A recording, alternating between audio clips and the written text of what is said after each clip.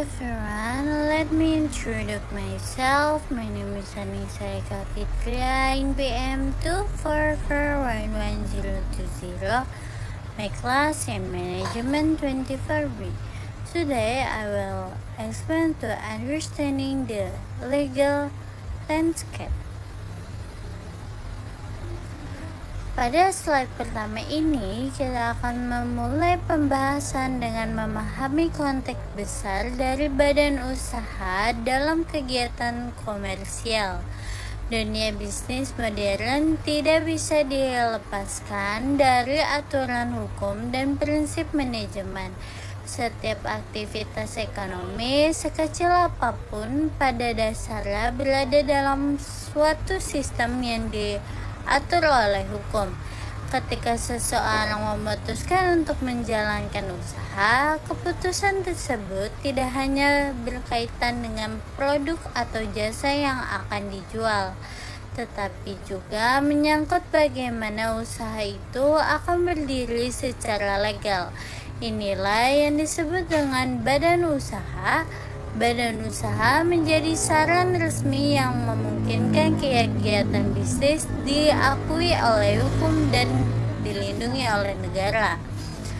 Pemahaman terhadap landscape di hukum bisnis sangat penting karena akan menentukan hak kewajiban serta tanggung jawab pelaku usaha. Tanpa struktur hukum yang jelas, sebuah bisnis akan rentan terhadap konflik, baik konflik internal antar pemilik maupun konflik eksternal dengan konsumen, mitra, dan pemerintah.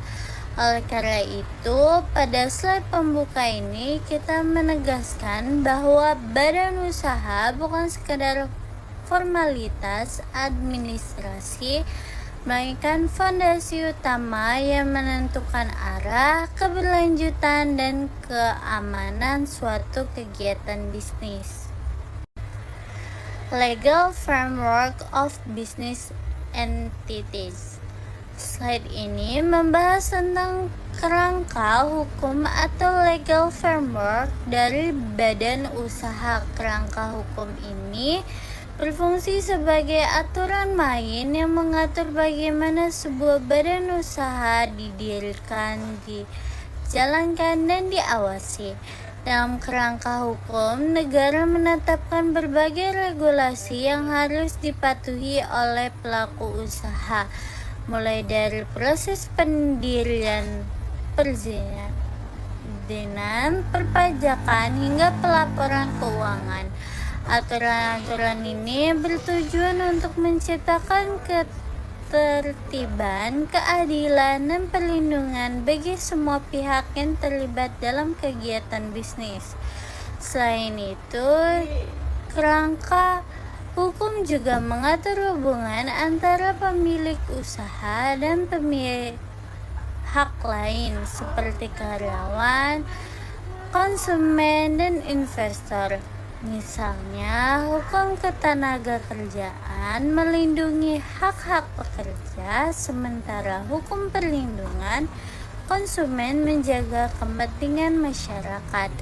Dengan adanya kerangka hukum yang jelas, dunia usaha dapat berkembang secara sehat dan berkelanjutan.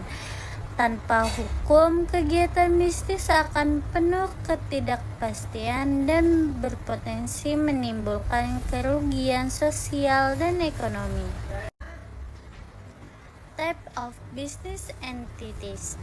Pada slide ini, kita mulai masuk ke pembahasan mengenai jenis-jenis badan usaha dalam praktik bisnis. Tidak semua usaha memiliki bentuk yang sama.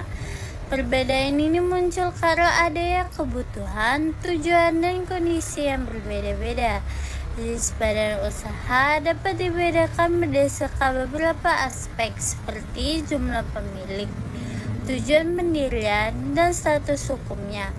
Ada badan usaha yang dimiliki oleh satu orang, ada pula yang dimiliki oleh banyak pihak, ada juga berorientasi murni pada keuntungan dan ada juga yang berorientasi pada kepentingan bersama atau pelayanan publik. Perbedaan jenis badan usaha ini akan berpengaruh pada cara pengelolaan, pembagian keuntungan, serta tanggung jawab hukum. Oleh karena itu, pemahaman mengenai jenis-jenis badan usaha menjadi langkah awal yang sangat penting. Sebelumnya, seseorang memulai atau mengembangkan bisnis. Non-legal entities, sole proprietorship, dan partnership. Saat ini membahas badan usaha yang tidak berbadan hukum, yaitu usaha perseorangan dan bersangkutan. Usaha perseorangan merupakan bentuk usaha paling sederhana dan paling banyak ditemui, terutama pada sektor UMKM. Dalam usaha perseorangan, pemilik usaha memiliki kendali penuh atas seluruh kegiatan bisnis. Keputusan dapat diambil dengan cepat tanpa harus melalui proses yang rumit. Namun, kelemahan utama dari bentuk ini adalah tidak adanya pemisahan antara harta pribadi dan harta usaha. Sementara itu, partnership atau persekutuan melibatkan dua orang atau lebih yang bekerja sama menjalankan usaha. Bentuk ini memungkinkan penggabungan modal, keahlian, dan jaringan, namun tanggung jawab para sekutu umumnya bersifat tidak terbatas, sehingga risiko bisnis dapat berdampak langsung pada harta pribadi. Berbeda dengan badan usaha sebelumnya, badan usaha berbadan hukum memiliki kedudukan hukum yang terpisah dari pemiliknya. Contoh paling umum adalah perseorangan terbatas atau PT. Dalam PT, perusahaan dianggap sebagai subjek hukum yang memiliki hak dan kewajiban sendiri. Pemilik atau pemegang saham hanya bertanggung jawab sebesar modal yang disetorkan. Hal ini memberikan perlindungan yang jauh lebih kuat terhadap risiko bisnis. Selain itu, badan usaha berbadan hukum memiliki struktur organisasi yang lebih jelas seperti direksi dan dewan komisaris. Struktur ini membantu meningkatkan profesionalisme, transparansi, dan akuntabilisme dalam pengelolaan perusahaan. Liability structure in business entities. Struktur tanggung jawab atau liability merupakan salah satu aspek paling krusial dalam memilih badan usaha. Liability menentukan sejauh mana pemilik usaha harus bertanggung jawab menanggung risiko jika terjadi kerugian atau untung. Pada badan usaha tidak berbadan hukum, tanggung jawab pemilik bersifat tidak terbatas. Artinya, jika usaha mengalami kerugian besar, harta pribadi pemilik dapat digunakan untuk menutupi kewajiban tersebut. Sebaliknya, pada badan usaha berbadan hukum, tanggung jawab pemilik dibatasi. Struktur ini memberikan rasa aman dan mendorong keberanian untuk melakukan investasi dan ekspansi usaha.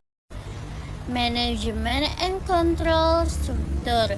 Slide ini membahas struktur manajemen dan pengendalian dalam badan usaha. Struktur ini menentukan siapa yang memiliki wewenang untuk mengambil keputusan dan bagaimana pengawas dilakukan. Dalam perusahaan berbadan hukum, terdapat pemisah antara pemilik dan pengelola. Pemilik berperan sebagai pemegang saham, sedangkan pengelola menjalankan operasional sehari-hari. Pemisahan ini menciptakan sistem pengendalian yang penting untuk mencegah penyalahgunaan wewenang dan meningkatkan kepercayaan investor. strategic consideration in entity selection. Memahami bentuk badan usaha bukanlah keputusan sederhana. Keputusan ini harus mempertimbangkan berbagai faktor strategis seperti kebutuhan modal, risiko bisnis, tujuan jangka panjang, dan rencana pengembangan. Kesalahan dalam memilih bentuk badan usaha dapat menghambat pertumbuhan dan bahkan mengancam keberlangsungan usaha itu sendiri. Jadi kita perlu mempunyai badan usaha yang sangat baik. Law and Management Interplay. Pada saat ini kita membahas hubungan yang sangat erat antara hukum dan manajemen.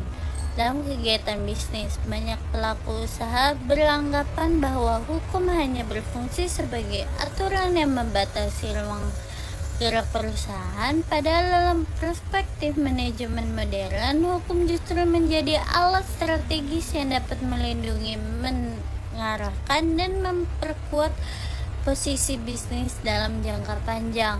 Hukum memberikan kerangka yang jelas mengenai apa yang boleh dan tidak boleh dilakukan oleh perusahaan. Melalui kepatuhan terhadap hukum, perusahaan dapat menghindari berbagai risiko seperti sanksi administratif, tuntutan hukum, hingga kerusakan reputasi. Reputasi ini sangat penting karena berkaitan langsung dengan kepercayaan konsumen, investor, dan mitra bisnis. Dari sudut pandang manajemen, pemahaman hukum bukan hanya menjadi tanggung jawab bagian legal, tetapi juga menjadi kompetensi penting bagi para manajer dan pemimpin perusahaan. Seorang manajer yang memahami hukum akan mampu mengambil keputusan yang lebih tepat, tidak hanya menguntungkan secara ekonomi, tetapi juga aman secara hukum. Sebagai penutup dari keseluruhan pembahasan, slide ini menerangkan poin-poin penting yang telah kita bahas mengenai badan usaha dalam kegiatan komersial. Badan usaha bukan sekadar untuk organisasi, tetapi merupakan fondasi utama yang menentukan bagaimana sebuah bisnis dijalankan, dikendalikan, dan dikembangkan. Sebagai penutup, dapat disimpulkan bahwa badan usaha adalah titik awal dari seluruh aktivitas bisnis.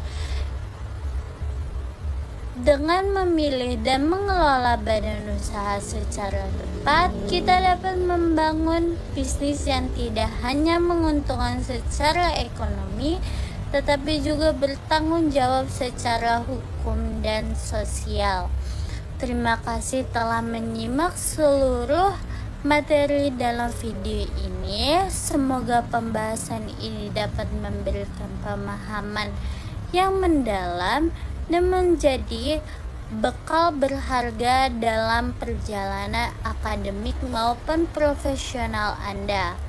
Oke guys, sekian video yang dapat saya sampaikan dan materi yang saya sampaikan. Thank you for watching. See you.